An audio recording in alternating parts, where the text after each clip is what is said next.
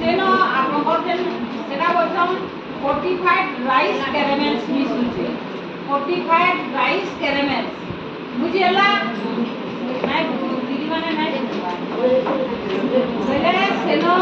ଏଫାରକେ ଯେନ୍ iron folic acid ଆଉ B12 ମିଶିକିରି ଆସୁଛେ ଆପଣ ମାନେ କାଣା ବୁଝିଲେ ଜଣେ କହୁନ୍ ତ ଯେନ୍ ଚାଉଳ ଆପଣଙ୍କୁ ସପ୍ଲାଏ ହଉଛି କି ସରକାର ଦେଖିଲେ ଯେ ତଥାପି ଆଇରନ୍ ଡେଫିସିଏନ୍ସିର ଅସୁବିଧା ରହିଛି ଲୋକର ବୋଲିକି ତ ସେ କାଣା କଲେ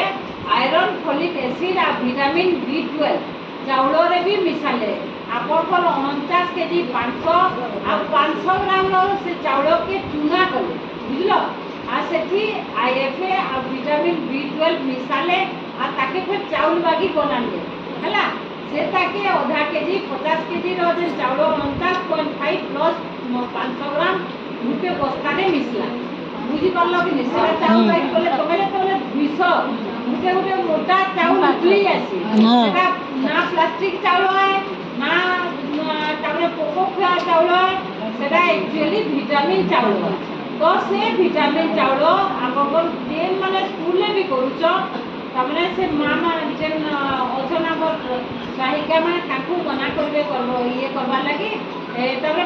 मिला कि ना देबे हां से चावल प्रकृति में सेरा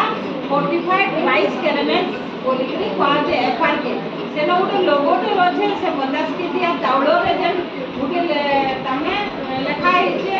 उटे लोगो আছে सेनो देखो लेखा है बुझले बेला फॉलिक एसिड आउ आमर सेठी